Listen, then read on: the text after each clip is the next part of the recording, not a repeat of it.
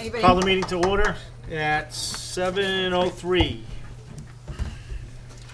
First order of business is going to review the minutes from our last meeting. I make the motion to accept as printed. Second? Any questions, comments, changes? All in favor? Aye. Second, opposed? Motion passed. Minutes are passed. New business. We have Wachusett Regional School District budget tonight, and I think what we should probably do is introduce ourselves around the corner, and I'll start. Ian McKinley, Chairman of the Finance Committee. Karen Narwhal, Vice Chair. Tamika Murphy, Secretary. Mitch City, member of the Select Board.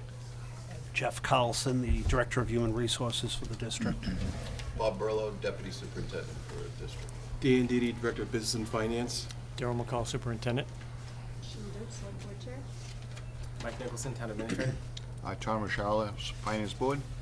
Carol Martins, Finance Board. And Pete O'Malley, Finance Board. Hi, I'm Jeff Haynes, member of the School Committee. Rachel Dolan, citizen. And proud of it. Yay! All right, So, we'll let you guys start. thank you very much for having us here this evening and giving us the opportunity to talk to you a little bit about our proposed budget for the next school year for the Wachusett Regional School District. So what you have in front of you is just a copy of a slideshow, and what we'll do is we'll just go through page by page and talk through this. If you do have questions, please feel free to ask them as we move through the process, or if you want to wait until afterward, that's fine as well. I have one quick question. Sure. We have one resident back there. Yep. Is this anything secret, or can she have a copy of this? I've got other copies here, so. Meeting. Oh, yeah. Yep, we have them. Good. You have one as well. Okay, good. All right. Thank you. Yeah, keep them down. Oh, yes. Is this one that we just got is the same as the one we got last week? And there's no Yeah, it's changes? the same. Same thing, okay. Okay. So thank you very much again. What we'll do is quickly kind of go through the first few slides and get through some of the more meaty things that we wanted to talk about. But again, our mission statement for the district is around ensuring meaningful student growth and promoting social and emotional well-being, being in a safe and nurturing environment. Something we've been focusing on for the past several years in terms of our strategic plan, which is on the next page. So slides 3 and 4 talk about the strategic, well, slide 3, those are the 5 domains of the strategic plan. So we have leadership, governance, and communication, aligned curriculum, effective instruction, professional development and structures for collaboration, and student social, emotional, and health needs.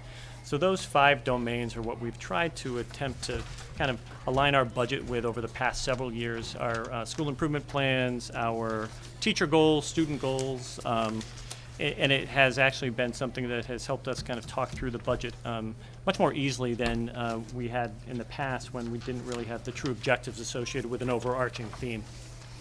So in slide 4, that's just the agenda in terms of what we're going to talk about this evening. Enrollment, salaries, instruction, fixed costs, total budget, revenues, and then budget calendar. So on slides 5 and 6, under enrollment, you'll note that historic district enrollment, which is slide 6, we continue to see a decline in the enrollment. And again, we peaked back in FY11, and now FY20 we're down to about 7,010 students in total. If we move to slides 7 and 8, those are a little more detailed in terms of the enrollment figures by school. And you can note that we have our 3 schools here in Rutland. Central Tree has had a decline. When we look at Glenwood, there's a small uptick. And with Naquag, there's been a pretty good-sized decline over the past couple of years. But the way we're looking at our NESDEC projections, we're thinking the Naquag number will eventually grow up, increase based upon the number of children who are 5 and under right now who still aren't enrolled in school. If you look at slide 8, that's the enrollment by town. And again, one thing that's very noticeable is the town of Holden, where they just continue to grow at leaps and bounds. And the other communities, with the exception of Princeton, Princeton's been pretty flat. Rutland, Paxton, Sterling have all declined. Sterling in particular, at one time when I came into the district 20 years ago, Rutland and Sterling were almost the same percentage of the overall budget. And, we're now looking at, Rutland taking on more of a percentage and, Sterling taking on a little less. So, can I Sure. ask a question? Yeah, In the district enrollment, slide Yep. 6, yep. these include the high school. Do those include? These Yes, numbers? yep, they include the high school. Okay. So there seems to be a really significant drop-off the last 3 years in total enrollment. And I know that might be different by different areas, but is there any reason why the FY 2021 projection is not consistent with the last 3 years? Okay, so which page did you I'm move sorry, to? on page 9, Yes, when you look at the 2021 projection. Yep. Head count yep, of 7,003, yep, it's down only 4 from 7,007 in 2020. But if you look at the change in the population, the enrollment from 2000, let's just say 17, it's pretty significant drop off. Why would you think that would not continue? so these are based upon the actual numbers of kids from October 1. So those are our October 1 numbers, the kids who are in our, You said these being, which one? so the FY20 numbers. So when we look at these numbers here, these, the historic district enrollment numbers right here. right. So those numbers are also those numbers, and yes, you have had major incremental decreases over Right. the past several years. When we look at what the projections are in terms of kids coming in and kids graduating, we're looking at having a smaller number of students leaving the district in terms of graduating out versus the number of kids coming in this coming year. Graduating out of the Graduating from high middle school. school into high school? or High school, Okay. right. And typically, so, for example, when we look at the number of kids at our high school, right now we're hovering a little over 2,000 students. 4 or 5 years ago, we were around 2,200 students. We pretty much lose between 12 and 13% of our students who graduate from 8th grade and move on to 9th grade. And those students go to Monty Tech, they go to Bay Path, they go to Parochial schools. right, they go to St. John's. Sure. So, and that's a pretty steady number, and it's remained almost the same for the past 7 or 8 years. And one of the things that we're looking at is just what our true projections are for right now in terms of October 1. Right. So you're pretty confident that you have empirical data that would say that the 7,003 student population at the end of, in 2021. Yes, will be is the number. real. Yeah. Quick question on, Sure. speaking about St. John's, is putting in a 6th, 7th, and 8th graders? Middle school, Middle yes. school? Yep. How is that going to affect us, and when does that take place, do you know? I don't know when it's actually opening. You know? Sure. It's actually opening up next fall, and they had projected 75 students as their initial class for the 7th grade. And as of about 2 weeks ago, they had about 35. Their projected enrollment was down significantly. Why do I know this? My brother was a teacher there for 35 years. And I am very close friends with a couple of teachers here, so that's Okay. the genesis of my That's what I was just trying to my get data. If they're And growing we'd actually, we had thought about that. Not so much worried about Rutland, more concerned about Holden in terms of the kids who would end up going over there. I'll move over to slides 9 and 10, and that's really the district enrollment share. And, you will note that Rutland's enrollment share has decreased, and that's the overall district number. So you've gone from 23% down to 22.69, just a slight decrease. Holden continues to increase. Holden's almost, I'm guessing within the next 3 or 4 years, they're going to be at 50% pretty easily of the district. If you go down to the high school enrollment share, you'll note that Rutland is actually dropped a little bit.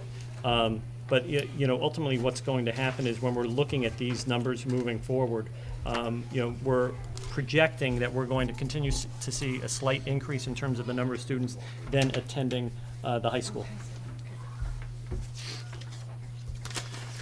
On slides 11 and 12, those are our budget slides, so we'll talk a little bit about the budget priorities that, I mentioned a little earlier in reference to the domains. So Domain 1, continued budget transparency via a line item budget, and it's something that we will produce again this year that goes along with our budget book. So that'll be part of the budget book as well. And Dan's already working on that. After the March 9th school committee? Is that when we'll get it? Probably, yeah. So, Because you're going to go through it with business and finance on Monday. so it's on my agenda Monday night to walk them through the line item budget. And similar to last year, we'll put the line item budget at the end of the budget book. School committee is going to approve the budget on March 9th. Just one change that we'll make to the line item budget is I've had discussions with finance this year about the offsets. So just prior to, if you remember last year, just prior to line item budget, we're going to have a section there that'll have the offsets. Will it be more than 1 year? Yep, gonna get that in a second. So the answer is yes. Okay. And the way that I've represented it, I've got salary and expense.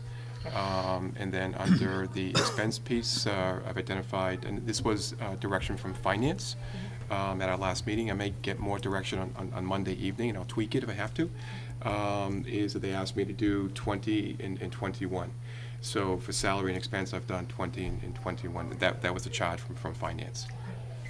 Can I ask a quick question? Karen, I thought that we've talked about this like 100 times, of not having a line item budget, but now I'm hearing that we actually did. When did, I don't ever Last year, we remember. got one in the very back of the budget book. At the very end. It was only 1 year, and it was only what made it up, and it was Late, I mean, But we'll It have it a wasn't little usable. earlier this year. I'm sorry, sir? We're gonna have that a lot earlier this year. Don't Yeah. have it tonight, but we're gonna yeah. have it. I mean, I guess I look at it as if you guys are coming down, telling us this is the budget, I can't, in order to build the budget, you have to build the line. So I guess my thing is always, why don't we have the line item budget to discuss tonight? Yep.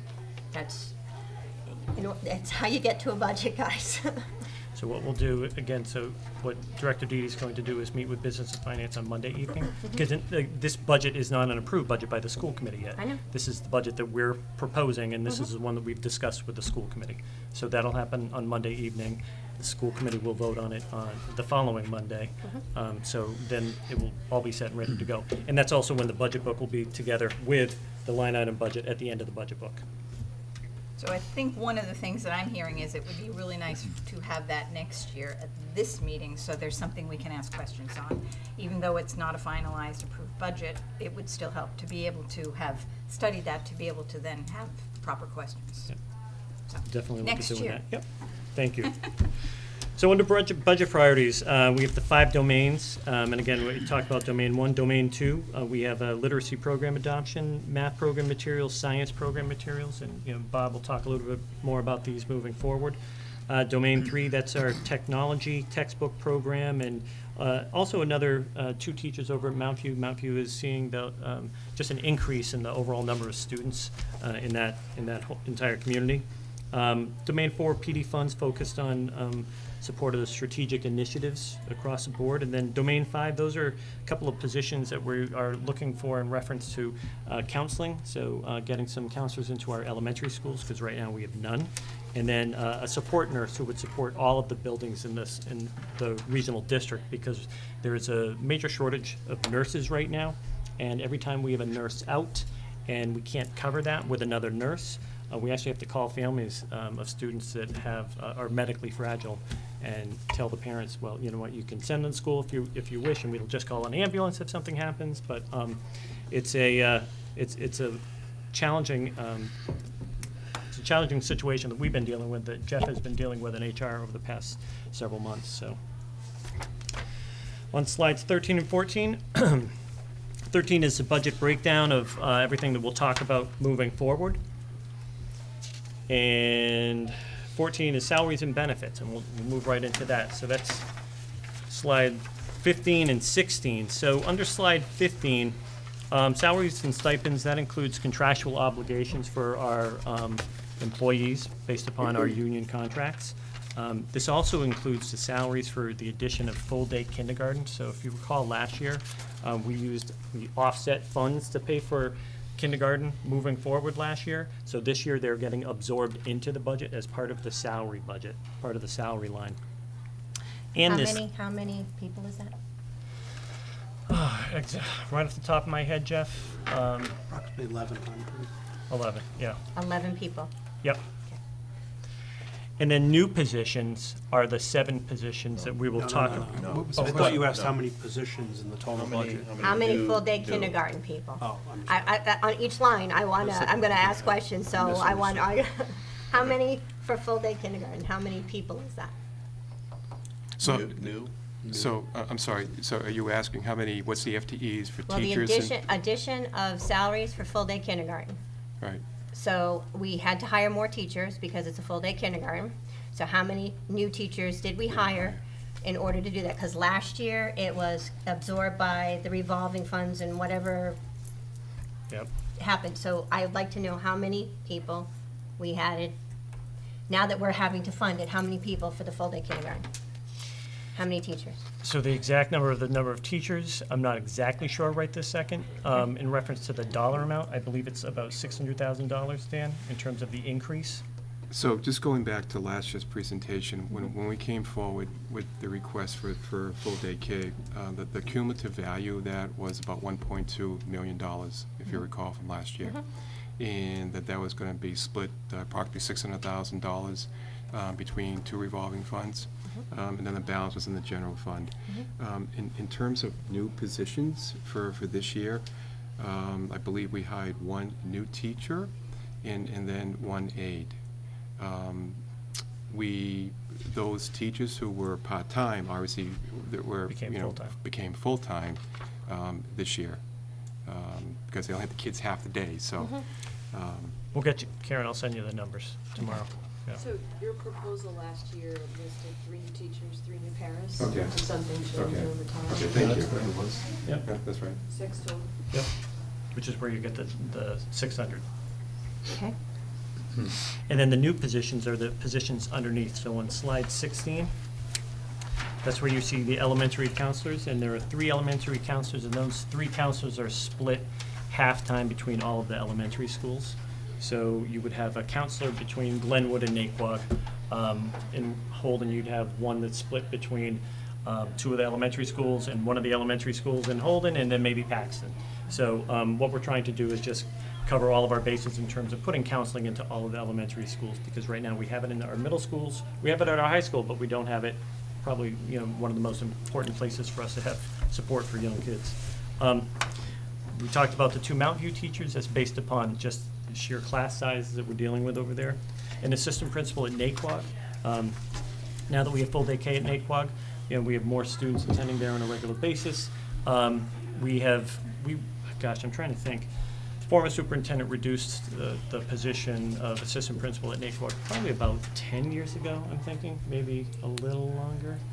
Yeah, and it is it's a challenging position for only one person to run a full elementary school. So, Excuse me, but yeah, you just sure. said because we're seeing more students there, but we just talked about that we're seeing less students at Naquag, and we expect to continue that for a couple of years. Half-day kindergarten became full-day kindergarten. So that, because of that, it brought us into needing another full-time position?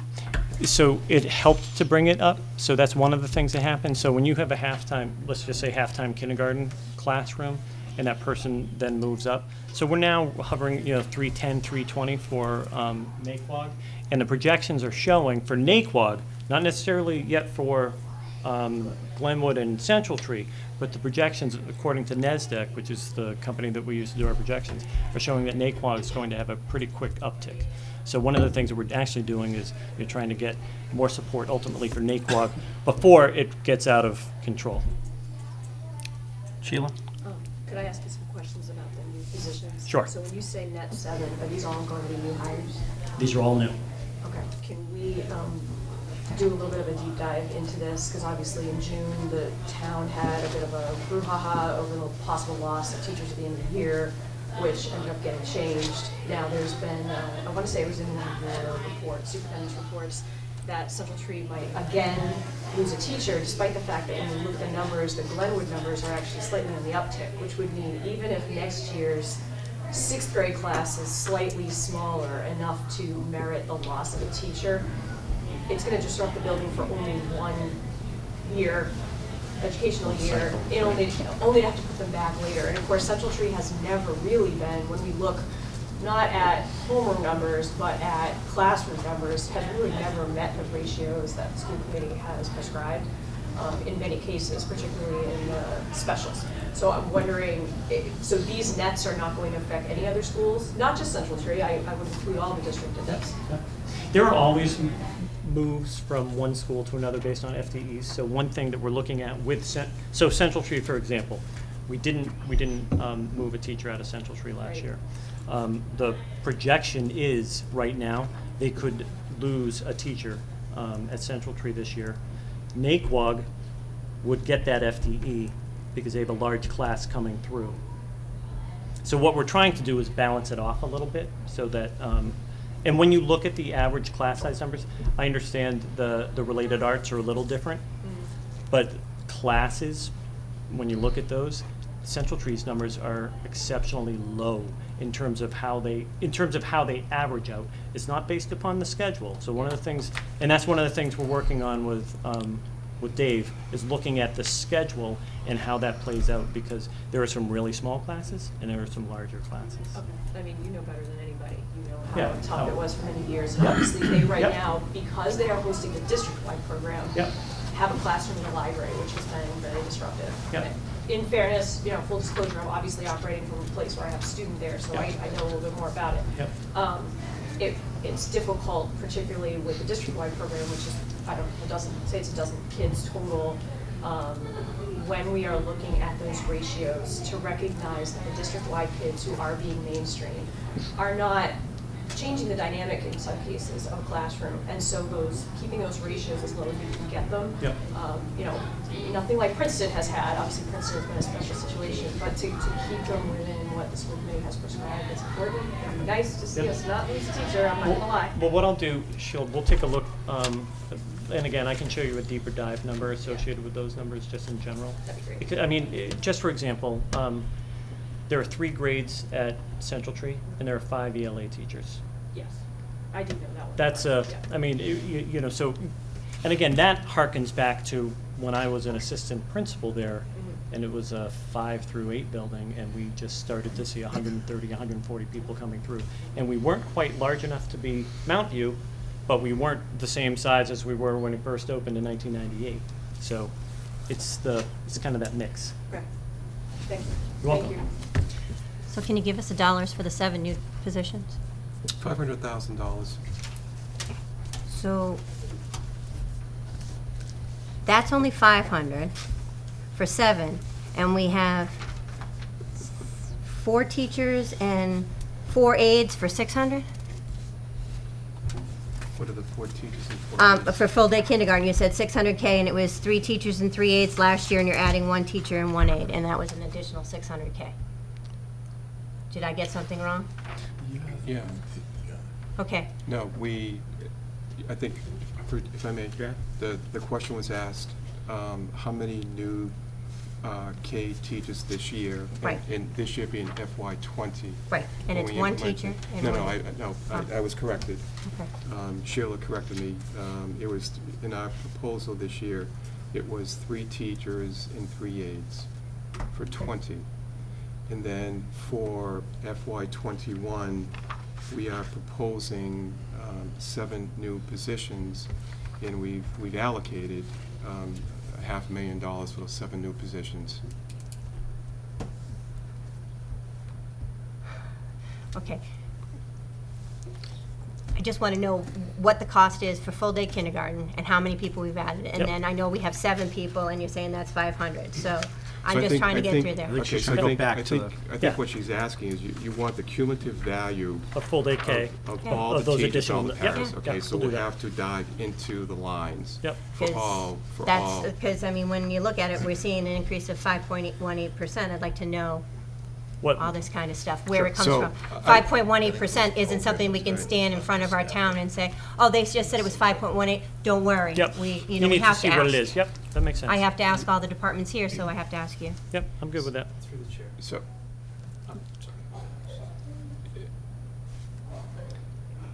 It's okay. Teacher-based salary is $43.7 million.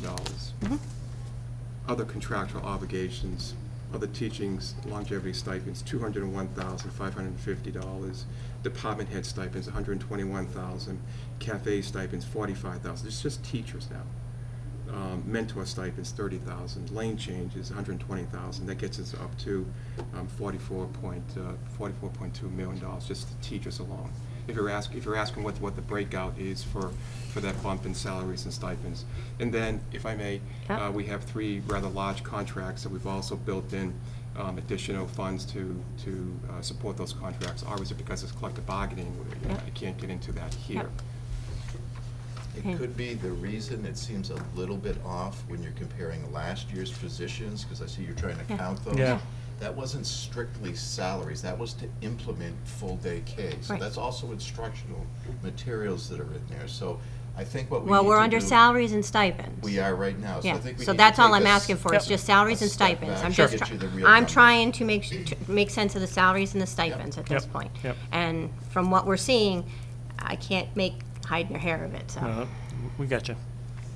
Through the chair, I just had a question about the council positions. Sure. And so, working with Department of Public Health and some of the health institutions in central and north central Mass, especially in the younger kids, the youth trauma and the mental health issues are becoming a real health indicator in the region and a real priority area. And I know that at our last, I think the first budget roundtable with all of the towns and the FinComs, you had talked a little bit about trying to prioritize some of these things and having how difficult it was to balance sometimes the teacher needs versus the mental health needs. Right. These new counselors, as this is a hugely growing issue, most of the kids I work with are older, but as this is a growing issue, do these 3 positions, how close does that get you to where the actual level of need is? And is this just the start of a multi-year program to level up to where that need is going to be met? This is, so it's really looking at putting, so you weren't here a couple years ago, but 3 or 4 years ago, we added middle school counselors because we didn't have middle school counselors. And we started off with a half-time counselor in each school, knowing that somewhere down the road, we'd like to work toward having a full-time counselor. This is the same model where we would like to put in a half-time counselor in the elementary schools right now, and moving down the road, looking at where we could be financially, putting in a full-time counselor in each building.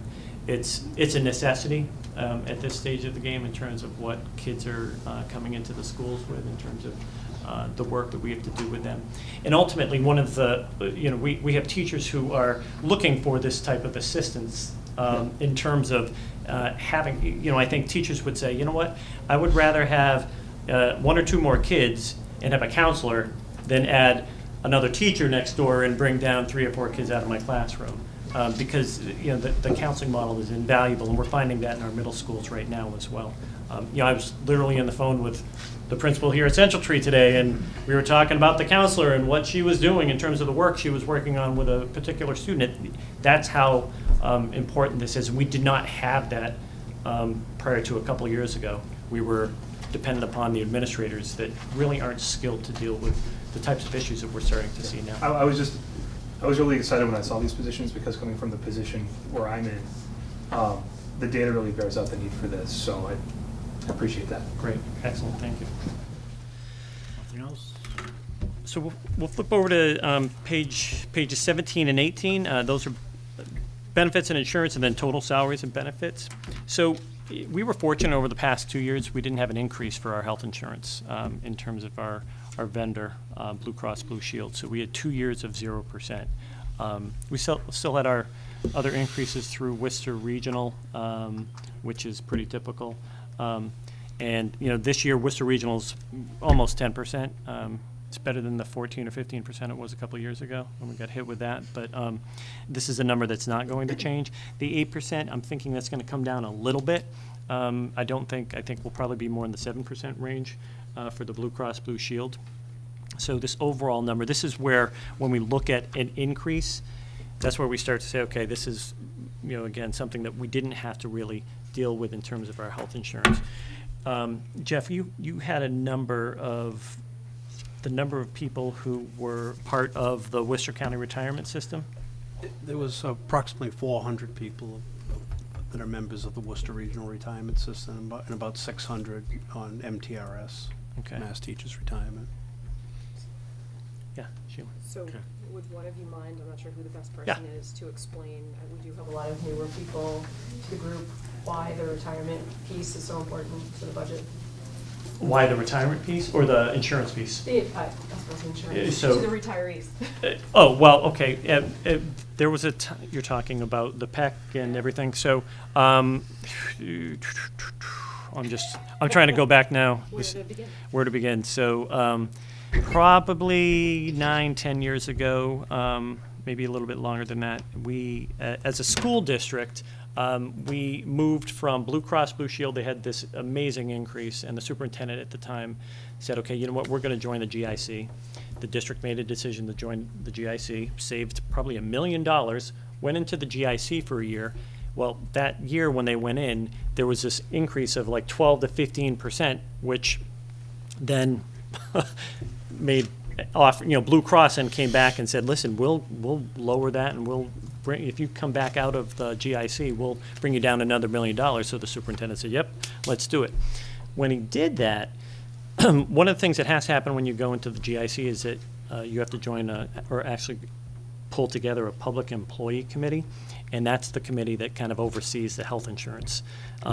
When they left and they went back to Blue Cross from the GIC, they never rescinded their PEC rights. So our health insurance is controlled by our employees, by our unions.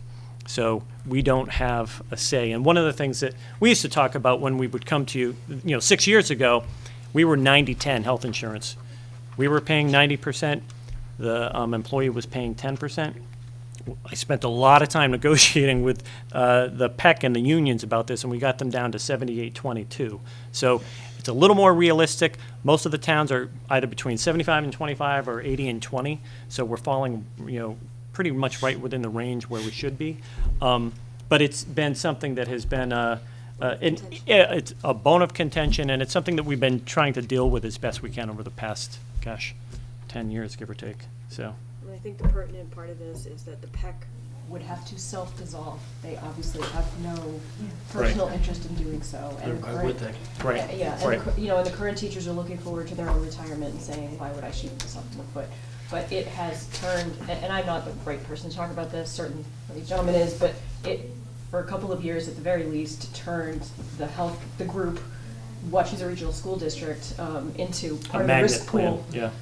Because we just looked like we had so much more higher fatality, higher risk because of the aging population of our group, and it has become a bit untenable. It's actually... Well, and at one time with the 90-10, we had, it became a magnet plan. So we had people just jumping on, spouses saying, oh, you know what, we're going to move from my plan because I'm paying 75-25, so I'm going to jump onto the Wachusett plan.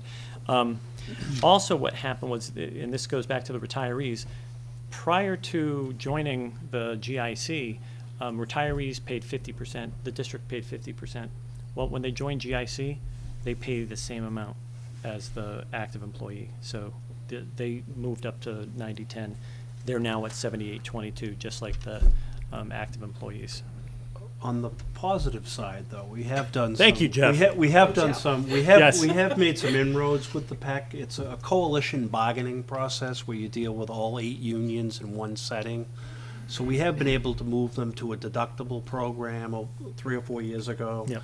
We introduced some HRAs, a health buyout program, which has been very successful. We've actually, avoided some costs of probably about $600,000 a year by, buying folks out. The 78-22 for retirees is not where we'd like to be, obviously, but if you're a retiree, it's probably a good thing. Yeah. And it may be, we haven't measured it, but it might have a help in retaining staff, having a very competitive health insurance rate. We've also moved in the direction of using the Blue Cross Blue Shield wellness dollars. We've done flu clinics throughout the district. I've had hundreds and hundreds of staff get immunized. So there are things that we're doing on a positive venture to strengthen our employee relations with our teachers. The teachers do make up the district, and the employees do make up the district, and they're part of our family, and we want to provide good, strong benefits to them. Yep. I think the district, by moving from 90-10 to 78-22, we've probably in the area of 1.5 to 1.8 million a year that we've been able to save. That's probably the most significant thing that's been done in the last 6 years in the area of collective bargaining. The fact that we moved it from 90-10 to 78-22. But we do work with the PEC. We have one more year with the PEC. It expires in June of '21, and we'll be negotiating another contract. It coincides with our teachers' contract, which expires next year. And that's the other thing we've done. We've been able to stagger our contracts over the last 5 years.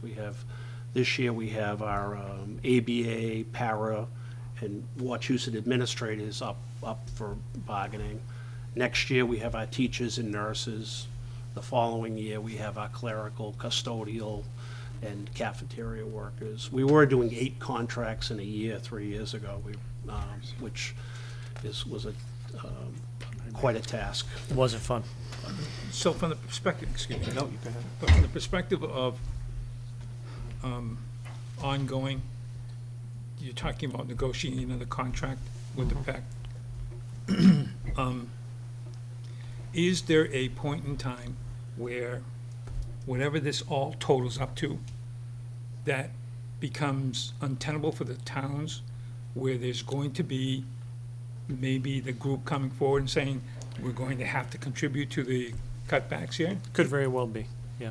I mean, is that the expectation, or are we just saying, let's hope they do that? Well, I think, several years ago, when you moved from 90-10 to 78-22, Yeah, that was a it was big brought s- about because of the towns, coming forward and saying, hey, you have to be more reasonable. So I think, and we moved to a deductible program 3 years ago based upon some of the same benchmark plans that the GIC had. So you could see the same movement next year if there's changes within the health insurance market and the communities of what communities are doing. Sure, everything will be on the table. And I understand it's the administration's responsibility to be able to work through the negotiation, but I'm just wondering how open the recipients of the services are to adjusting to what the town's needs are. Well, a lot of those, most of our employees live within the district, so Yeah. they're taxpayers, and I think they recognize that there's it's an equity issue at times, and I think, but I guess we'll see more next year when we Okay. sit down. One quick one, the Worcester County retirement? Yeah. That's the old retirement, right? So will those numbers be going down, or is there still people? No. You said 400, that's the current still? Okay, Yeah. I thought we had changed out. Worcester Regional represents our non-DESI certified group, it's clerical, Paraprofessionals, custodial, custodial, paraprofessionals. yep. Okay. So if you, Just for the people who are new on the committees here, the GIC is the Group Insurance Commission offered through the Commonwealth, PEC, PEC, Public Employee Committee. So that's what that is, just because I know we had some faces on that one. Thank you. Thanks, man. sorry for that. I always forget. I've been talking about it for so long. No, we had a specific request in the meeting To explain it? explain Okay, it. that's perfect, okay. So under salaries and stipends and benefits and insurance, that's where you see the majority of what the overall increase is, and it's 4.3 million, or 5.6% basically. On the next slides, 19 and 20, we have instructional support, and I'll have Deputy Berleau talk a little bit about the instructional support lines. I'll talk about technology first, and then we'll get down to the textbook plan. Under technology, the high school currently is 1-to-1 through all 4 grades, and our plan continues that for next year. The machines that the seniors have this year are brand new. They've been used for 1 year. So those will come out of the high school, and we'll use those as we move into supporting the middle grades and the elementary grades. We'll also be having a second batch coming out after the grade 10 students finish with them this year. So we'll have 2 sets of machines. That would be approximately a little over 1,000 machines, because some of them will probably have to cull out due to some quality issues. and those will be rolled into the middle grades and into the elementary grades. Our priorities in the middle grades are for histories and social studies, first of all, because they're moving towards an online curriculum. So those teachers and the students will have access to those machines as our first priority. Our second priority actually happens to be the K-2 grades. And the reason is, when we bought Chromebooks for the elementary schools, we prioritized grades 3 through 5 because those are the grades that will be taking the MCAS online. And now now that we have more machines, we need to do the same thing for grades K-2. It's a little late in the game to be working with grade 3 students, trying to get them to understand how to use the machine and think through their fingers that spring, and only having that limited amount of time. The textbook plan. So we have a 9-year textbook plan, and I'd like to make sure you understand that when we say textbooks, that's a pretty broad term. It obviously includes what we're all familiar with, which might be that kind of heavy bound paper book that you would use in a classroom, but it can also mean other things. It could mean that whole book being online completely, an electronic version. It could be a collection of applications or software that I use when I teach a certain subject. Or it could be a collection of materials that I'm going to use that the kids are going to engage with, and you might think in terms of science in that instance right there. I'll talk to you about all the things that we're doing next year in the textbook plan to benefit the students of Rutland. In grade 3, we're moving ahead with our 4th year of our elementary literacy program, and that'll be rolling into grade 3. Grade 4 will see the first year of trying out the assessment that goes with that, so they get to practice that a year ahead. Included in that textbook adoption for the grade 3 folks is also 4 full days of professional development. So that happens the first year. It's followed up in year 2 with 2 full days of professional development. In terms of middle school ELA, they will continue to have access to a program that we tried out this year and trained up some folks on. That's called Actively Learn. This is an online program, and it benefits actually for the middle school, it benefits ELA, social studies, and science. For the high school, in terms of social studies, they're receiving the Actively Learn program as well, and new titles and updates as well. Some of the books they've been using for a while, so they need replacements, but some they want to expand their titles so that students actually have choice when they're sort of working on a certain theme, and to have books that are more current and relevant to the student lives these days. Mathematics in the elementary grades. This includes, we've looked at how we're using consumables. There's some new products. We're trying to consolidate that with also some online access as well, which would include some assessments, as well as being able to print, as well as consumables. So we're starting to work in terms of better meeting the teachers' needs for elementary mathematics. Middle school mathematics, they're up for a program renewal. That means they could either choose to adopt a new textbook because our existing one is now, the license is done with that, or it could be that we renew the existing licenses for the programs. The teachers will be involved in making that decision through our guidance, so I don't want to put the cart before the horse, so it could be either of those two things there. Middle school science, this is their year to come together as a district for the first time and have something that's the same across all grades 6 through 8. This could be a text, it could be a collection of resources that they choose to use. We're wide open to whatever works for them. In terms of the high school, there is support for science for a brand new course that they're rolling out next year, and that's AP Physics. Also in terms of the high school, there's support for 2 other new courses. One happens to be in the arts, it's Introduction to Percussion, and the other one is Entrepreneurship.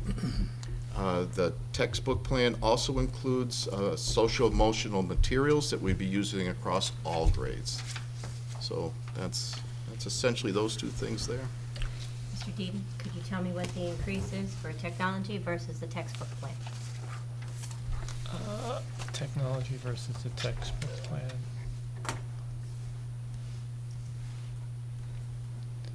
To be able to pull that up.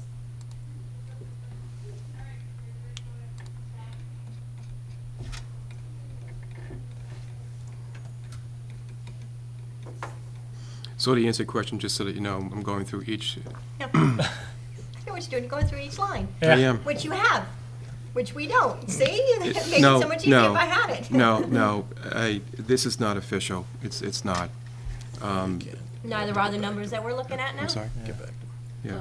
I mean, I'm happy to get back to, and, because I'm going through 900 lines here. You have to pull it all. I get it. Yeah. Oh, okay, I was gonna say, while Dan was working, if I could ask a follow-up for Bob. Sure. Sure. Just looking from last year's, you had the tech program, high school 1-to-1. Yes. Last year, just to reiterate, was the first year that 9 through 12 All Yes. had it. all Yes. had it. Yes. Yep. You're pulling the 12s, the Yep. graduates, because they're traveling with their Chromebooks. Yep. Yes. Yep. And they're cycling them into Yep, middle schools. But now Mount View built their building with Correct. those costs built in. So I would, Yep. Mount View, I'm assuming, is in relatively good shape. Yes. They're in much better shape than most of the middle schools, yes. Okay, Yeah. and how do you work in the Chromebooks that the schools found the money for, however they That found they the money? already have? Yeah. Yeah, that's a great question. I'm Yeah. glad you asked that. So what we're doing is trying to work towards equity. So we look at the existing machines that are in a grade level, in a school, and that's what we work off of. Long-term, we're trying to structure a plan so that we're the ones supplying these needed devices rather than relying on somebody's outside organization that has more money than maybe another schools does. So in terms of the middle schools, we're trying to establish that equity. So if a school has existing devices in there, even if they're a little older than what these folks are getting, we're looking at numbers right now, not necessarily age of devices. So we want to have all the middle schools have the same access, same numbers. So if I'm in a history class in Rutland, or if I'm in a history class in Holden, I know that we all have enough dedicated devices so my students can access that online curriculum. So, coming from the perspective of the person that helped to fundraise Yes. for several Yep, years yep. worth of Chrome carts for the Yep. couple Yep. of schools, Yep. in retrospect, maybe a mistake that was made in local administration was that we didn't maybe do a very good job in cataloging and dating them.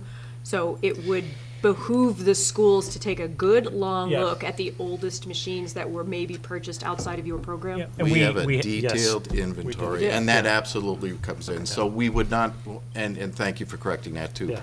I'm not saying a 5 or 7-year-old machine is, we're gonna count that the same. Okay. We have a life expectancy of these machines of around 5 years, and Right. after that, that's essentially it. So in that case, we would be retiring those older machines or putting them in a place where they're not really required to do many things with them, and we'd be moving new things in. Yes, absolutely. We don't want to have any school or any town feel that because they were proactive, that Right. somehow they're being punished. Right. We're trying to establish equity, but I will say, we might have a messy year or two as we work towards this, That's but that's our fair, ultimate goal, yeah. yeah. Okay, thank you. Sure. $249,360 relative to technology leases for FY '21. Okay. Thank you. You're very welcome. That's not an increase, right? No, No, no. that's the amount. Yeah, It's the that's same the amount. total. That's the amount, Yep. and Right. yeah, so now I know how much is the rest. Yep. You just go through and figure it out. Well, there's also contracted services in there, so these two things aren't the only thing that's in this line here. So there's other things that are in there as well. It's not just textbook and technology. So moving over to slides 21 and 22, under operations and maintenance. Dan, you want to talk a little bit about where we are with maintenance right now? So, similar to health insurance, we've been pretty fortunate the past couple of years with our oil. We were flat, and like health insurance, all good things come to an end, if you will. So for our oil, which went out to bid last year, looking at about a 4.25% increase in oil for next year. And there also is a bump relative to our natural gas, our supply there as well, about an 8% increase there. Utilities have been running rather high this year.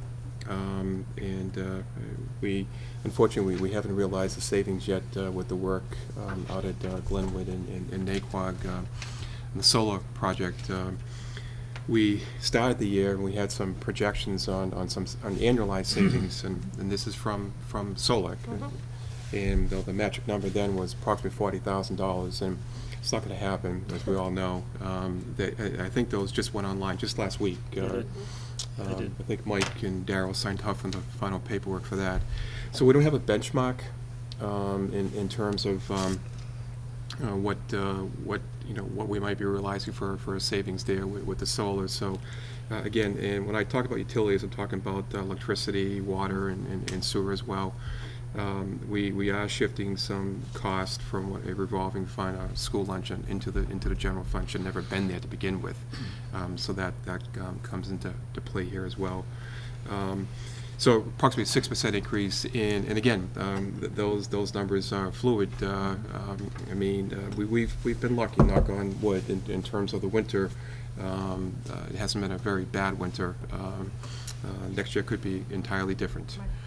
In terms of the maintenance of buildings, again, tip of the hat to the custodial staff who do a great job with the resources that they have. And we haven't had too many, really any major significant issues this year. When I started about a year ago, I think in the first month, I was hit with an issue at the high school with in the gym and a curtain that was about $35,000. And I mean, one issue that we did have this year that we actually two issues on the phone systems that we did address. One was at Naquag, and that was actually proactive. That phone system, similar to the one at Dawson, was on its last legs, and so we took the proactive approach to replace that.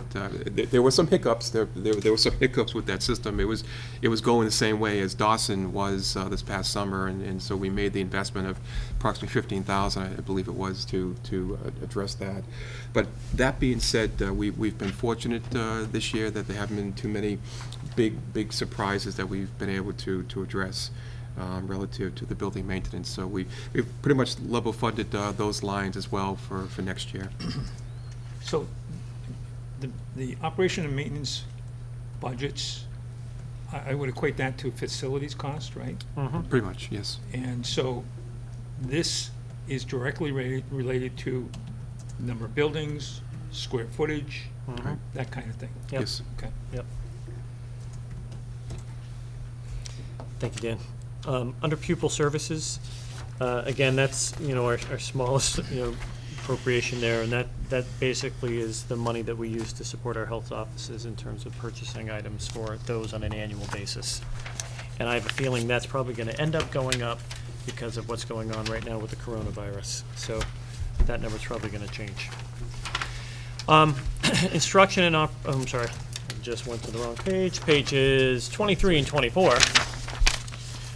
Special education tuitions. These are our tuitions for our out-of-district placements in specialized programs.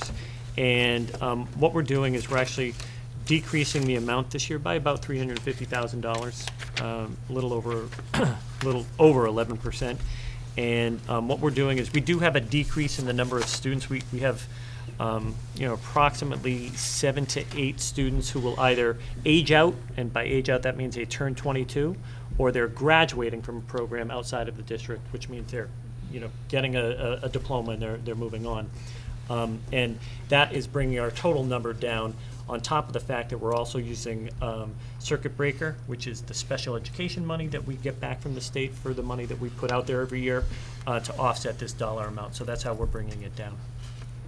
So under total instruction and operations, we're looking at a decrease of about $150,000 from 20 to 21.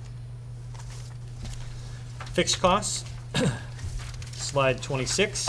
That's straight from the cherry sheet. And again, that's our school choice and charter school tuition out charges. And then slides 27 and 28. Dan, I'll let you talk a little bit about transportation. So next year will be the second year of our new bus contract. The vendor The first year kept it at pretty much 0% increase. So we're taking a hit, if you will, in the second year, 5% increase. And again, it's a 3-year contract with the option to extend for 2 additional years. SPED transportation contracts, again, in district and out of district. We, out of district, we have a 1 year with the option to extend a 2nd year. And we've built in a 3% increase there. In our in-district, again, 1 year looking to extend that again. We've built in a 3%. Those are fluid numbers. We've had a great deal of activity in the transportation appropriation this year from where we started, when we budgeted. Just given some of the changes that occurred during the summer, we had to address those student needs, and as part of that, transporting students to out-of-district programs or even in-district, and it's just our, we have to do this. So again, at the end of the day, we're looking at approximately almost $323,000 increase, $322,288, or just under a 5% increase in the transportation appropriation for next year. Drives me crazy when I see the empty buses. Well, so, but I know you have to have a seat for every student. I do. I get it. And I have had conversations with the bus company about that. We are looking at how we can be creative with the routes, if at all possible, and perhaps in doing so, perhaps make an adjustment. Even one bus is on the better part of $80,000, and the same for our SPED transportation, both in district and out district. Again, our previous provider for in-district sold the business this past January, and ironically, our home-to-school yellow buses is now the vendor. And one of the things that I have said to them is we need to look at some of the existing routes to see how we can rearrange those routes, perhaps consolidate those routes, and perhaps in doing so, maybe reduce even 1 or 2 vans. And 1 or 2 vans could be the better $35,000 each vehicle, and that's $70,000 right there. And for some of our students in some of the more rural areas in the district, I mean, even in Rutland, I think we have at least 1 van that we have to use for regular transportation because the roads just aren't passable in the winters with a regular bus. And we have a couple of communities where we have to do that. So, no, it's the one down by the lake. Britnell? No.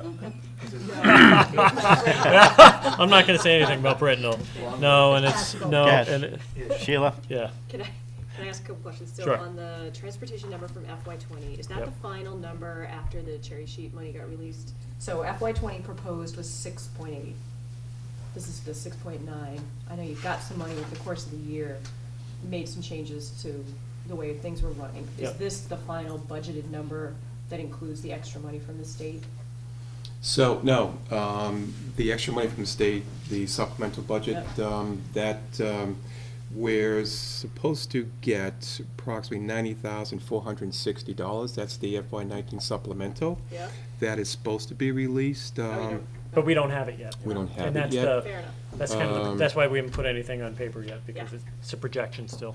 It's supposed to be released in February. That's highly unlikely since tomorrow's the last day of Yeah. February.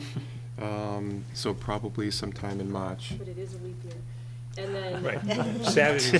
Yeah, Saturday. There Right. you go. That's it. All right, sorry about that. They do. Yeah, because the state's gonna cut the check on a Saturday. Of That's course not they. gonna Come on. happen. Don't be working. And then on the proposed number, what percentage are you using for Chapter 71? So- Yeah, you know what I mean. Right, so for Chapter 71, the cumulative number, I'll probably get it in here. Hold on a second. So. Chapter 71. Yeah, go, please go. So, as a regional district, we are reimbursed for regional transportation. The number for last year, the percentage for last year was almost 78%. The cumulative number for the first payment, which comes around, which the DOR releases the DESI, in January, and then the second payment is made at the end of the fiscal year, June 30, for all intents and purposes. And and the number that the DESE reimburses districts is driven by data on my end-of-the-year financial report that I submit to the DESE. And there's a, without due respect, there's a methodology, there's a calculation that is used, and then from that the DESE drills down, and they have a pool of money that they assign. And again, only regional districts are reimbursed for transportation. In the new legislation, I believe it was up to 100%. However, that is unlikely. Last year, our first payment was about 70%, the first payment in January, and the cumulative payment was almost 78%. You're answering all my questions before I even ask them. But the final question is, I mean, we keep hearing, about them reimbursing us for this. Is there any chance in our lifetime that we're going to truly get to what we should be, which is 100%? No, never. And- They're not gonna do it. And if I may? Yeah. That's highly unlikely for a couple of reasons. But in discussions that I've had with the associate commissioner in school finance at the DESE, who ultimately is the gatekeeper of these dollars, his argument, I don't want to speak for it, I'm just staying. His argument is that if we reimburse at 100%, there'd be no incentive on the part of regions to, I'm just. Yeah. Oh, sure. Just Yeah, saying. right, yeah. I get it. Yeah. Mike? Just as a, this isn't uncommon either from a lot of state agencies to say we're working towards hitting 100% by 10 years out, and then that 10 years comes, and then they add an additional 10 years onto it there. And it's one of those there. DESE, Department of Elementary and Secondary Education. But we see that in other places too that we'll talk about as early as next week when we get to some goals where the state says we should be hitting this by this year, where they've already bumped it back a couple of years after that. So just to take this to the next level, and I know we'll see the line items soon. Last year, you flatlined your estimates for Chapter 71. They ended up coming in a little bit higher. They did. I know there were some Chapter 71 challenges that came up that hopefully are done, Yeah, well, over. Yep. And I'm wondering, obviously, we know Senator Goby and Rep. Ferguson work really hard. They know Chapter 71 is such a sticking point for us. Yep. To your point, the year that Senator Brewer retired, I think he was promised Yes, he 100%. He was. The day after he retired, they pulled the number back from 100%. So that is as close as I can remember us ever getting. It is. You probably have better memory. Well, no, but we haven't come close to that number, and 78 will probably be the highest it goes to. I'm surprised it's that high. 85. Well, yeah. And Sheila, I would love to be. if I may, just in terms of transportation piece, since we're talking about transportation, one piece that is tied into the SOA in Circuit Breaker is that in FY21, sped transportation is now going to be a reimbursable cost, and they're going to phase that in. In year one, it's 25, and up to, again, in a perfect world, in 4 years, up to 100%. But in terms of 78, we'll take what you get. We'll take the So- 25. Don't jeopardize it. I know. Listen, if it's 25, because right now we have 49 buses, Yes. and we have the same number of vans, and the costs are almost the same by the time you're done. We're talking about the transportation, and we see all these cars every day going into the school, and all Yep. the kids and Yep. and the parking. The driver's license, you can only you have to be 7 years old to drive that. That's what happens. These aren't parents dropping the kids off. Come There's on. a few of them. You see them coming out. Just a but couple, yeah. You get a lot of parking, and where does all that money go? Just so everybody knows. So that all goes back into a revolving fund, so up at the high school, so right now seniors are able to pay for a parking spot, and they're there and they use it for paying for a person who actually monitors all of the parking in the parking lot. So that's, a large portion of the money that comes in for that. But in the lower grades, where let's hope our 7-year-olds are not driving. A lot of There parents. are people that walk. Yep. There are people that, drive their kids to school and pick them up. Lots, yes. So, and Ian made a point about a seat for every student. I mean, was that facetious, or was that? No, that's- that's what we have to do. That's the law. So we have an expected underutilization of the transportation services. Yep. And so do we know what that is? Do we have any idea what we should expect of the buses? I'm sure it varies day to 75% day. full, It does. 50% full? Yeah. Mom can drive today, tomorrow she's got something, No, so no, I you take the understand bus and, I So understand pretty that, good. but- So, Go ahead. so typically, early in the year, for the first month, 6 weeks, we do a head count. We look at across the board. On every run. On every run, so we can address any bus issues. Or in terms of- inequities. Or inequities, thank you. Right. In terms of capacity. And we keep that data, and the bus company has that data. So they track it, they know what the utilization is? I mean, Oh, yeah, from so- the beginning of the year, I understand. Yep. A lot of walkers, people like to get out and walk around. Yep. During the winter, it gets probably a little bit more dense. Yep. And then during the spring, it opens up again. Here's- So do we know that? And is there any opportunity to be able to? I mean, like realistically, that number doesn't matter at all, right? Because you have to be level with the number. It's the number of kids that you have. So, I hear what you're saying, but I'm wondering if is that a requirement? Yes. Yes. So it's a requirement as a result of state law? Yeah, it's one of the things that we have to do. So in order for us to be even reimbursed, we have to be able to, again, provide transportation to all of our students. Okay. Quick follow-up question to that, though. Yep. I'm sure every school, I know my grandkids are in school, they are on a walking line. They don't get a bus. Nobody's Yep, giving we them a have, bus. yep, So, we have that as well. but you just said a seat for every student, so there's a. So- what is it? No, no, Every it's student, eligible- right, eligible for every bus student routes. that's eligible. Eligible, okay. Yes, yeah, Okay, I good, apologize. good, Yep. thank you. For bus routes. Yep. So the people that are not eligible would walk? Yep. And if there's a really bad day, they still have to walk? They still do. Okay. And the only time. 7 miles uphill and. Yep. With no shoes. There's no shoes and, so, and again, the only time we would ever be in a situation where those kids would have to get on a bus would be an emergency situation where we have to transport them from a building to another site for some reason. Okay. In terms of debt service, again, that's a reduction from 2.497 down to 2.415, and that's just the 2 high school bonds being lowered. And then on slide 29, that's the overall total fixed cost. Oh, yeah, sure, go ahead, yeah. What is the payoff? It says a faster payoff. What dates are we looking at? Is it 5 years, 10 Yeah. years? Is it 2025 20 or 25 for years the high out? school bond. Okay. Are those the only 2 bonds? For the high school, yeah. Okay. That also includes the Jefferson Oil oil remediation. remediation. in- Yes. Somebody was just asking about that the other day. That's, It's, I'll look back at it. I mean, the big one that we focus on is always the high school, because it's just, Yeah.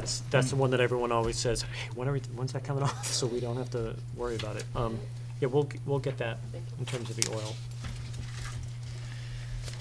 So if we go to, again, total fixed cost, slide 29, that's a 2% increase, difference of about $220,000. On slide 31 and 32, so that's total expenditures. So it's an increase of 4.379179, or almost a 4.5% increase from FY20 to FY21. That bottom slide, the pie chart, that shows how the breakdown works for what we have in terms of our salaries and benefits. So these are the people, so it's basically 80% people. We have fixed costs, and those are the costs that we talked about a little earlier that we have to take into account for all the time. And then the instruction and operations at 9.7%, that's the little bit of, it's not a little bit of money, it's still $9 to $10 million that we utilize to really develop the educational programming, purchase the items for all the kids in all the schools, the 7,100 kids we have. So one of the things that I've been bugging people with as I'm going through the reviews of these Yeah.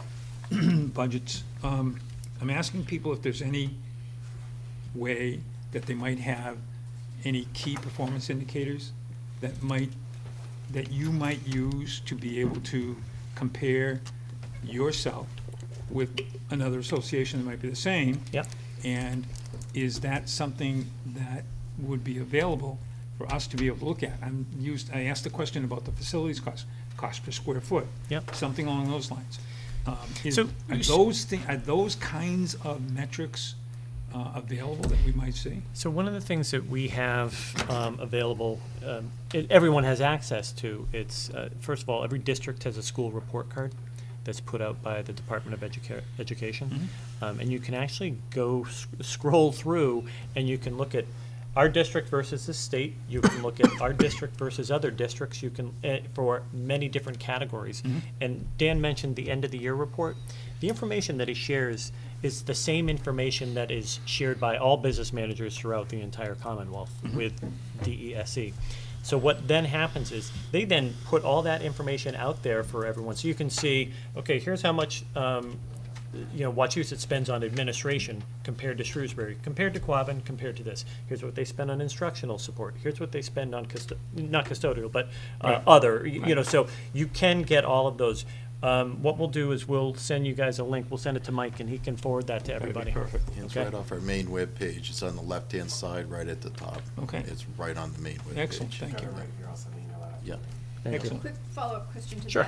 that, that I've had for a while, is how, okay, so we can compare the costs, the expenditures on everything. Yep. What about the, whatever the metrics are of how Outcomes? we're doing? Yep.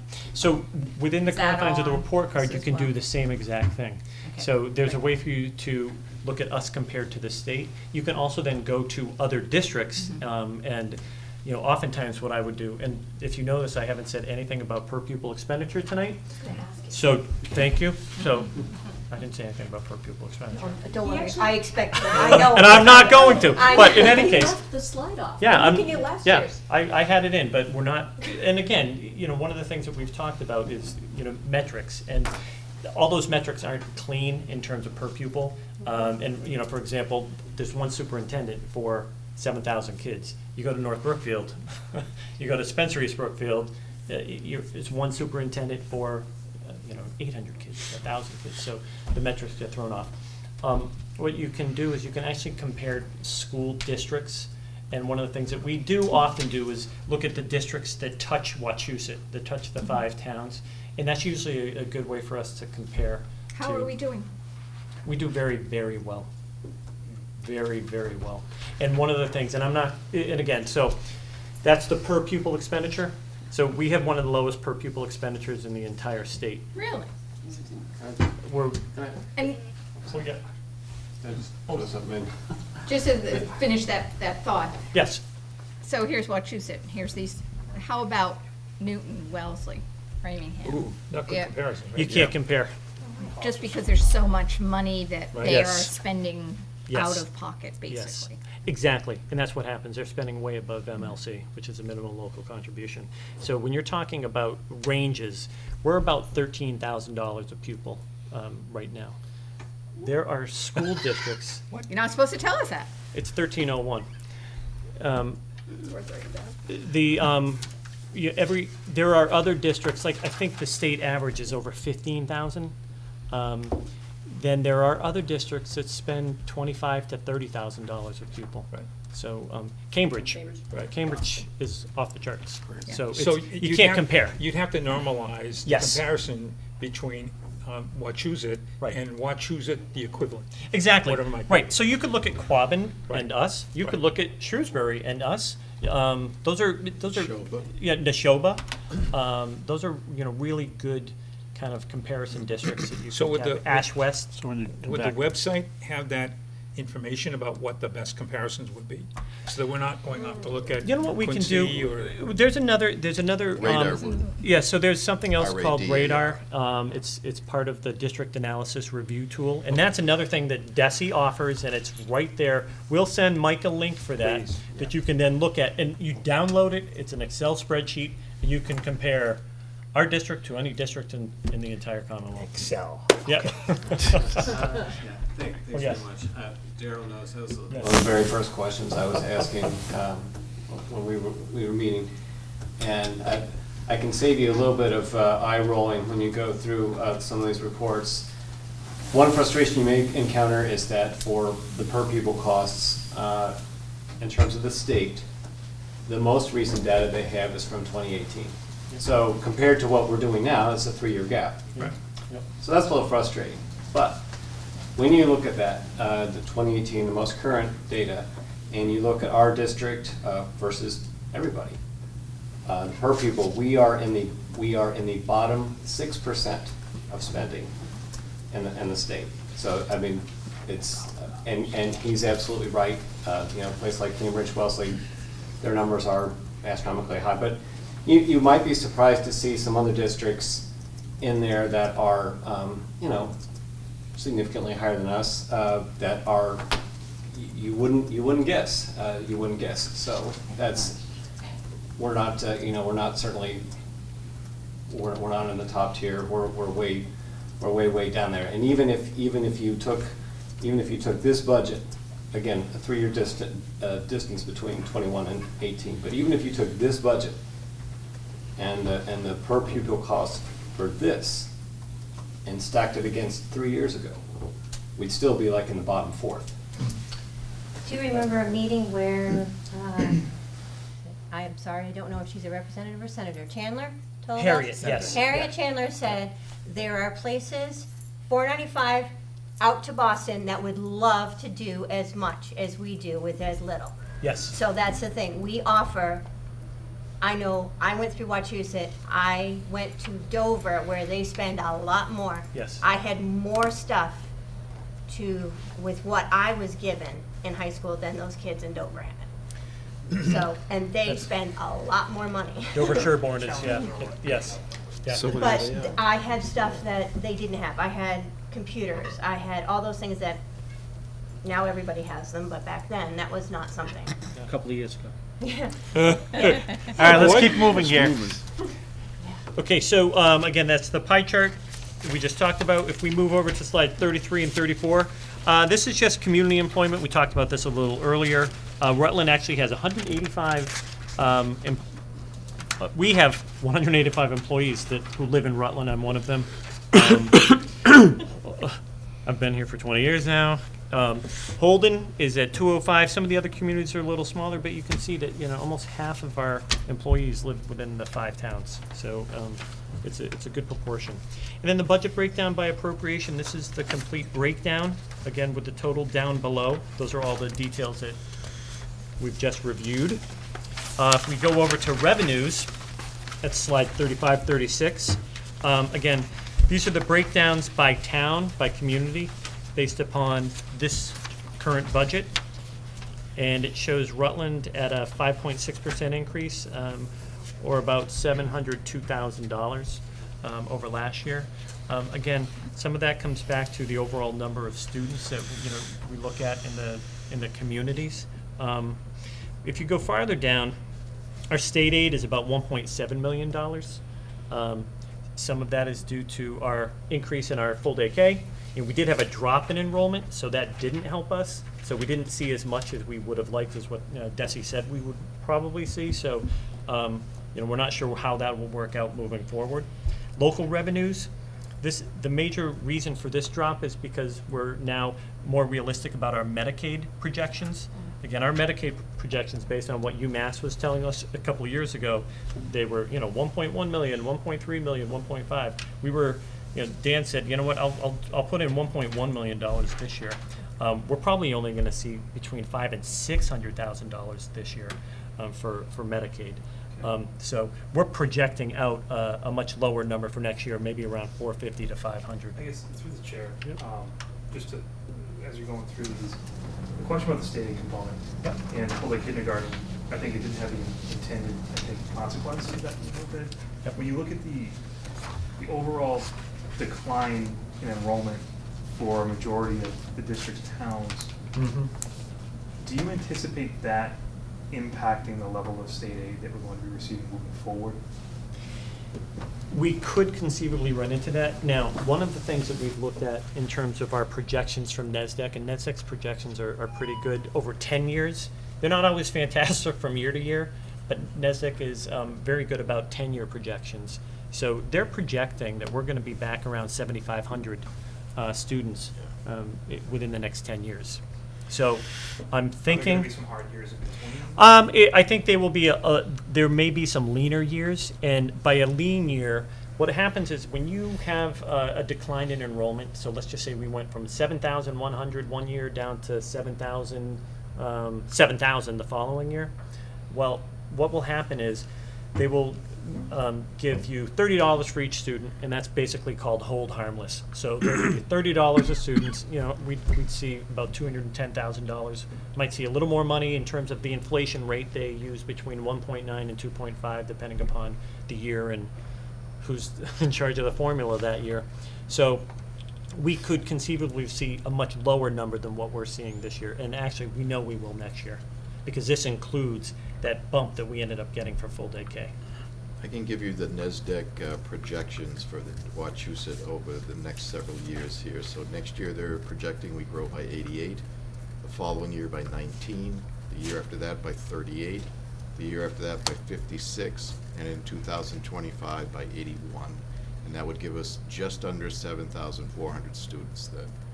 So that's a pretty aggressive growth considering Massachusetts as a whole doesn't see that kind of growth expected. Exactly. So, yeah. So the stadium could be back in this year or two, we should see kind of level back Yes. up. Yeah. How often do they reforecast? Every year. Every year? Every year, yeah. So that's what's nice about the projections, is that we can go back through, and we're the ones that provide the information. They have the formula that they use to put it together. Okay. And again, Bob went out the 5 years. When I look at this, I'm trying to look at it over 10, because when I've looked at trends with NESDEC, you're way better off using a 10-year time spread versus a 5-year. They're not, oftentimes they are off. Right. Could we have what the minimum local contribution is versus the additional for our numbers? I'm happy to provide that. I can get that for you. You guys are going to have your own meeting. So It's gonna cost you it's more going to than- be. I it's think perfect. we are. Yeah. Well, What it's just amazes it's a. me is that you've been to other towns and no one else has asked these questions. You're the only one, in a nice way. But it's good. On my line budget, I won't have to ask them. So your MLC for these as of now Yeah. is $7,678,996. 7,678,996. Okay. That's an increase of $452,388, or 6.26%. You're welcome. And then, going over slides 37, 38, again, those are the town meeting dates that we have coming up. We have one more meeting with one more community in Holden, a week and a half away. We've met with 3 other towns thus far. You know, again, it's, you know, we appreciate the opportunity to speak with you. We appreciate all the questions. We appreciate the fact that you don't mind listening to us talk about this, and we understand this is I understand this is a big portion of the budget. We totally get it. This is a huge increase in, for what we do and what we're holding all of our other departments to. Yeah. They come in and they look at us like, you know, we need to get a new vehicle, we need to get a new police car, we need another officer, because Yep. the town's growing as well, and I get it, I mean, Yeah. but it's a two-way street as Yep. well. Yep. And, you know, everybody's gotta look and kind of just make sure what you're doing is right, and Yep. So the town meetings when you say town meetings, you mean not the Board of Selectmen? So I've But- met with FinComs No, and select regular boards. big town So, for example, FinCom Select Board in Paxton, FinCom Select Board in Sterling, Princeton, FinCom, well, they have an advisory committee, so it was advisory committee and one of the select board members until they were able to get a second one there. And then Holden, it's the FinCom. I do not meet with the select board. Okay. But The some only of them reason are there. I asked the question is because I take a walk every day. Yep. And I go by houses, and Yep. people are starting to know that I'm on the finance committee. Yep. And they start asking me, what the heck is the Wachusett Regional School District spending so much money for? And, you know, it's nice to be able to say, nice to be able to have a package that says these are the things that get done. Yeah. But if the regular citizens aren't able to see this stuff, to be Yeah. able to digest it, Yep. internalize it. Once they get into town meeting, it's gonna be, the reaction. And I What think the hell? Exactly. So one of the things that I will do is, me and the chair of the school committee will actually do a TV program where we talk about different items associated with the budget. We'll have a link on that. I can shoot that out to people. I can share it with, Mike, and he can put it on the Rutland website. You asked some really good questions about, comparability. How do we compare to other school districts? We can share, there is so much data around that, and that's, I think, one of the things. It's kind of bang for your buck. We actually had a slide, I think, last year that we shared with you, that we actually updated it this year, and it's basically a chart that shows MCAS scores and per pupil expenditure. And there's only one community in the state of Massachusetts, Melrose, believe it or not, that scores better than we do and spends less than we do. Really? Yes. So we're getting a lot of bang for our buck. Our teachers work really hard. Our staff works really hard. And I know you think, look, we've got 4 administrators. Look at this. We're running we're pretty thin in terms of what we do. We wear a lot of hats. But perception is everything. You got it. And if the citizenry is thinking, Yep. that's a lot of money. Yep. And what do I get out of it? Yep. So I'm retired. I don't have any kids in school at this point. Yep. And there are a lot of folks, I'm finding out, there are a lot of folks like me out there now. Oh, yeah. And so they're going to be asking the questions, what do I get out of it? Yeah. The fact of the matter is, the kids need to be able to be provided the best resources to be able to achieve the best results. Exactly. And so I understand that. Yeah.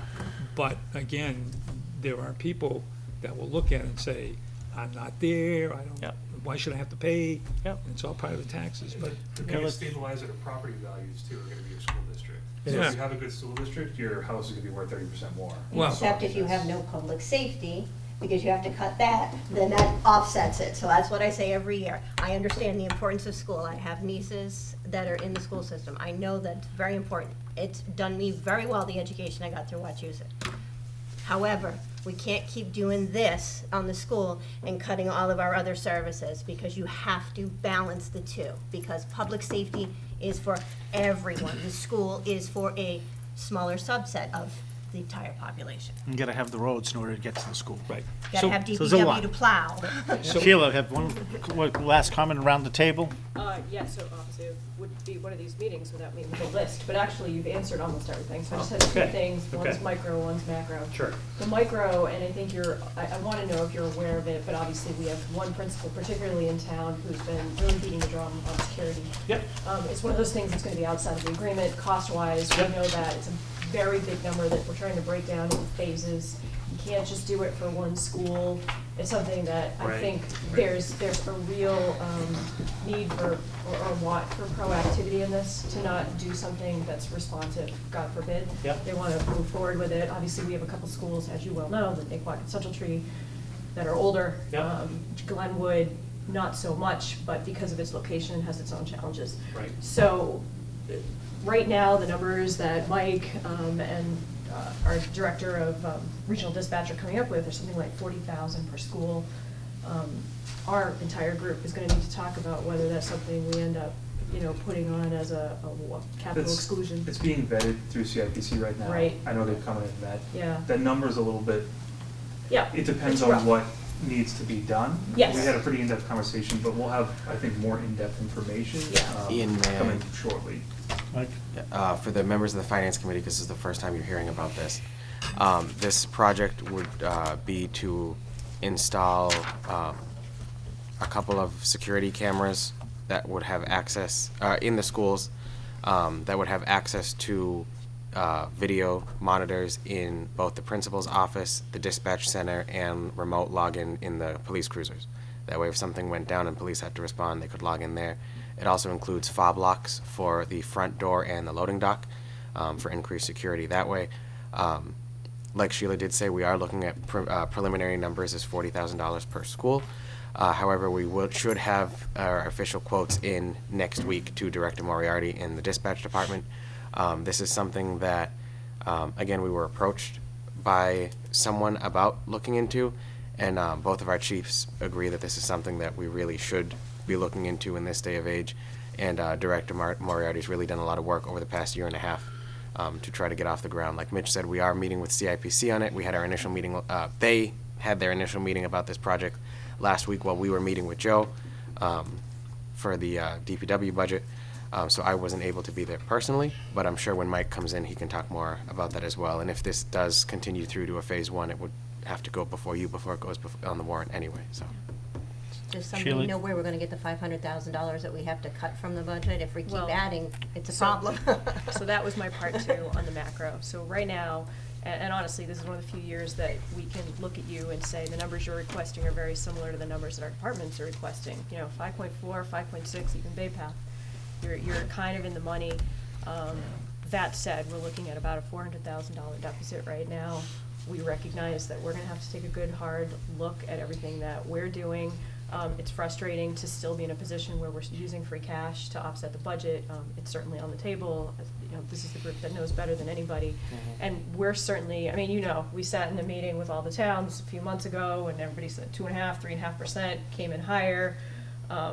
It would mean an enormous amount, and just to reflect what you heard tonight, to see the district recognize the struggle, ongoing struggle, and make an effort and make some tweaks, because we're gonna be doing it too on our side.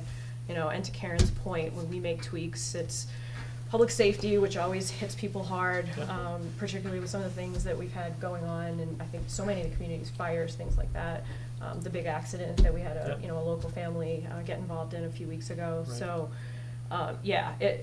this is a lot. It's a big number to swallow. The other thing I would note is, again, particularly with a 23 student loss this year for us, which, and I know I'm throwing numbers around that aren't, the real number, but when you talk about having, because you did bring it up, $13,000 per pupil expenditure, that's $300,000 that we technically should be down. Is it just us? No, of course not. I'm wildly oversimplifying that number.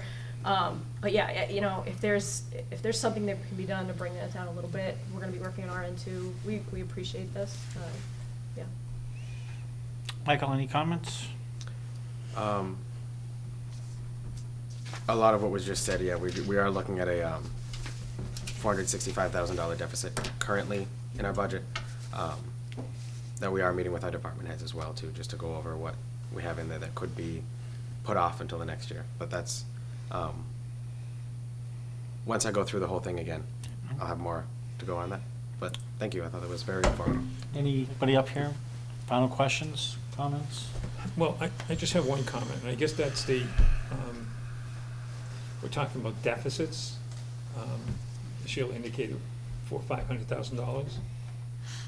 Is there a collection of folks that might be looking to be able to, and I'm asking this maybe rhetorically because I think I know that there are, but are there people out there that are looking to be able to go to the state and talk to the state about how they fund these things so that we're not constantly trying to steal from Peter to pay Paul?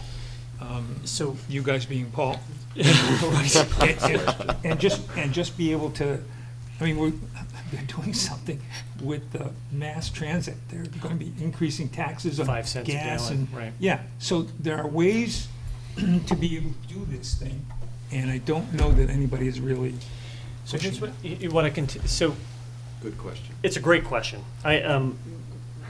We do have excellent support from our representatives, Kim Ferguson, Ann Goby, and Harry Chandler. They are always advocating our behalf, for the circuit breaker reimbursement, for regional transportation, for the budget. One of the things that happened a few months ago was that the state passed an educational law, the Student Opportunity Act, and it's a $1.5 billion. So this is the state. Now It's we're a talking. Right, it's a 1.5. Well, listen, it doesn't get better. It's a $1.5 billion increase to education, but they've not said. Oh, they've said that they're not going to increase any taxes, so they're not sure where the money's going to come from. So what we're telling you, and this is happening everywhere, every single year, the state is taking a percent, you're paying an extra percent, the state's paying 1 less percent. Huh? Every single year. So what's happening is that, let's just say the state gives the district 30%, and the rest of the money is covered by the town, 70%. Well, next year, the state's gonna cover 29%, and you're gonna cover 71. And the following year, it's gonna be less. And that has been the continual kind of, in my tenure over the past 6 years, it's basically almost been 1% a year that has been switched from the state to the local municipalities. That's the part, I think, that people should be outraged about. Right. Because, again, we can fight it as much as we can from our vantage point, but it has to be, and I know Mike's group does this because, Peter over in Holden, they've actually talked about, this is, it's absolutely insane. It's not fair to the communities, because Karen's exactly right. What happens is the states, they're saying, hey, we're all set. We don't mind pitting fire and police and DPWs against the schools. That's their problem. Let them solve that. Makes it really challenging.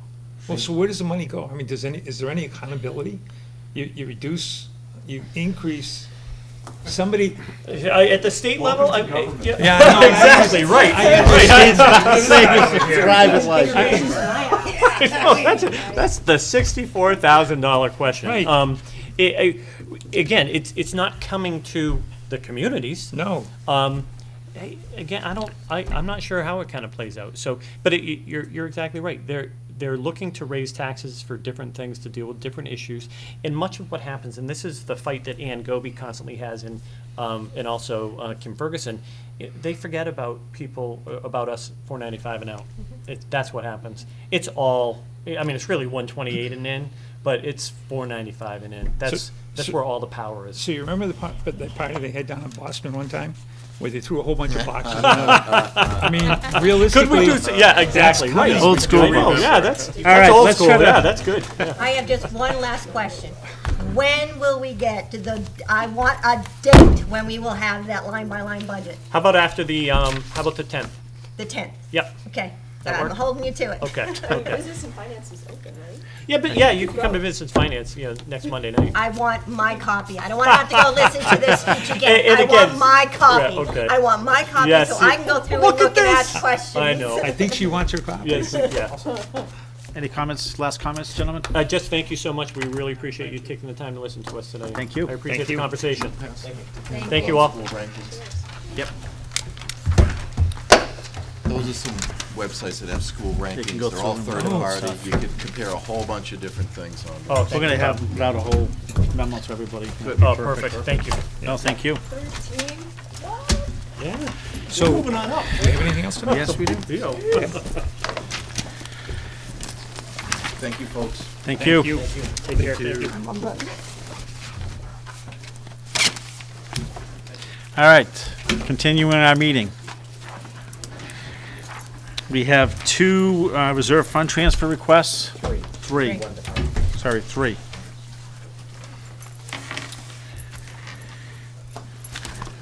I take it you're doing the reading of these? Yep. All right. Our first, Which one are you starting with? let's start with the treasure supplies. It's Okay. under number 2. This one comes from our treasurer, Rebecca Tuttle. She purchased a new printer after the printer that she had for quite some years in the treasurer's office died last year. The toner cartridges for this printer were more expensive than the previous printer and don't seem to last as long. As such, her budget for supplies that we give an initial $1,000 to currently has $60.91 left, and her projections for the end of the year, the amount requested is $1,000. Her projections for the end of the year show that she needs this additional money to continue to, 1, buy the toner, to print the requirements for the office, as well as purchase envelopes to send out the mailings sent by said office. It's not printing water. No. And if we approve the transfer as requested, I have one question. Yes. So it's for toner cartridges and envelopes? Yeah, I second Yes. the motion. Second. Thank you. Now, go ahead. Yes, so the reason for the, that the line item was reduced so more quickly than we expected was because of the toner. we know we're gonna have to purchase more toner and envelopes before the end of the fiscal year. Okay. Any other questions? Comments? All in favor? Aye. Opposed? Motion passes. Next. Our next is for the treasurer purchase services line item. She's also looking for $1,000 there. The current appropriation in that line item is $4,764.47, and we are 63% through the fiscal year. The cost of W-2s and 1095s for this year came in higher than expected in that treasurer title budgeted for. So this goes to pay the increased payroll costs for Harper's payroll services that we have. Motion to approve this as requested. Second. Questions, comments? I actually have a question. How did we miss, I mean, is Harper's charging us more? Is that where it's coming from? The rates just increased. So it's a Harper's rate Correct. increase is where it comes from? Yes. But $1,000 is for the W-2s and the 1095. Yes. That's ridiculous.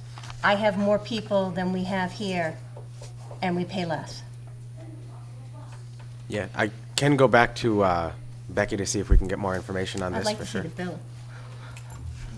Because that's ridiculous. How many employees do we have total? It's around 120. Okay. That's steep. And it's not due to just I mean, it shouldn't be only a portion of that unless they doubled their price. That Yeah. doesn't make any sense to me. Yeah, I can understand a slight increase, but not that much. Yeah. Karen, on that, and Mike, on that same issue, I have that same question many times, that there is expertise, not just at this table, but within 120 people and within 7,000 of the town and whatever, that there's ways to do things less expensive. Now, maybe this is a little one, maybe we get $1,000 off next year, but there's a millionaire living up on that hill someplace who would love to donate and help our school budget, but we don't know how to find these people or ask these people, get the expertise. So I don't think we're out of line to say, you know what, we have one person right here who could maybe save us $1,000 or more next year. Is it out of line to ask to see those bills? I mean, I know it's one little thing, and I know it's Karen's private time, but if she's offering, I say, let's do it. Is that out of line? I mean, this is for something, too, we won't need. Needs a strong word for it, but something we don't really, this is off of Becky's projections for the next 5 months. So I can certainly ask for more information where this is exactly coming from. And there, she did provide the detailed expense report for the line item in the next page. But I'm happy to go back and just get you more information on this one. Boston Globe? There's some things that just two? Yes, there are two in there. For one's $776.80, and the other one is $933.64. I'd have to get you more information on that. Just as it seems, if it's for payroll, it's kind of weird that it's going to them, that's all. Yeah, no, this is just her general purchase services line item for her whole department. Okay. Not just payroll, but the main thing that's taken out of here, as you can see, is Harper's payroll. So Karen, were you concerned about the cost of W-2s? Were you thinking that that's the cost of the physical document itself? Well, what was said was, it's the increase over what she budgeted. Right. The fact is, if it was that big of an increase, there's no way. There's no way that I want to see it, because at that point, I want to see the bill, because they'd have to double their cost. Well, I'm thinking more along the lines that it says year-end reports. So that maybe it's the report section that's a larger cost than the actual W-2s themselves. No, the W-2s and the 1095s you pay for. The year-end reports are all online. Okay. Yeah, And I can. Harper's payroll services. Yeah. They're very cost-effective, so I'm sorry, I want to see the bill. I mean, I don't know what anyone else thinks, but I would like to see the bill. Yeah, and like I said, this is certainly something I'm happy to come back to at a different meeting with more details, and even if Becky has to come in, I think this is fine. This is something we won't need for another 5 months. So Does somebody want to withdraw their second in their motion? And I'll we withdraw will the second. like to withdraw the motion, we will get more information. Tom? Yeah, okay. Pass on this, and we'll table it till the next meeting. All right. It's not a lot of money, it just doesn't, you know, why is the payroll service going up that much, I think is all of our questions. Yeah, let's see what it is. Yeah. The next one is the one I told you about last week. The $4,000 will bring the budget up to level funded from last fiscal year's budget. I believe we will come in under, but I just want to make sure I don't have to come back to you again for this line item. Again, the situation with this, as it says here in item number 5, is that we initially budget for our change over from Verizon to Crocker Communications on August 1st, which Crocker significantly lowers our cost for phone services. The cutoff did not take place until December 15th. As such, we were receiving 2 bills at once because some departments were on and some were not. We were able to get some credits from Verizon that did cover December, January, and February, as well as taking up portions of our bills from those months, particularly February, out of an article that was supposed to be used to pay for some of the equipment, where some of that money was paid out of here. We washed that out by making that even there. So this should get us comfortably to the end of the fiscal year. We do have $25,000 minus, we do have $24,000 left in the reserve fund. And that is that. This line item also pays for all town-issued cell phones. Do we have a motion? I'll make a motion that we approve the request as documented. Do we have a second? Second. Any further questions? So I guess the only question I would have is where, it was supposed to go August 1st and didn't go until December 15th. Yes. Where was that delay? In the town? It's a little bit of everywhere. It was the time for the equipment to be shipped, installed. Some departments turned on before others. Training, finding out departments needed more lines than we had initially projected because they need 2 phones versus 1, or one wanted a portable phone, and there was just a little on the company side, some on the town side there too. It was a process that was just longer than expected because of the training periods that had to go with it, both on our end and on the company's end on what we needed. I would have expected that Crocker would have been better able to project what the requirements would be. And if they didn't do that, and it did take longer, then I think that they should share in that rather than Verizon. Yeah, I mean, the credits came from both places. Oh, it did? Yes, Okay. yeah. And we were able to get 2.5 months worth of credits out of that. Our bills come in from Verizon. Our bills were coming in from Verizon around $600 a month. The last bill we got from Verizon had about $190 a month. We have a couple cell phones that are still on them. Okay. But Crocker's coming in at a much lower rate than we had because of its voice over internet processor service. So that's why we dropped the initial budget line item from 9,000 to 4,000, because we know we could do it in 4,000 if we started in August. So we'll correct for it in next year's budget as well. But All right. Any other comments, questions? All in favor? Aye. Opposed? Motion passes. Any other new business? Any old business? We'll accept the motion to adjourn. Make a motion? Have a second? All in favor? Aye. Meeting is adjourned. For next,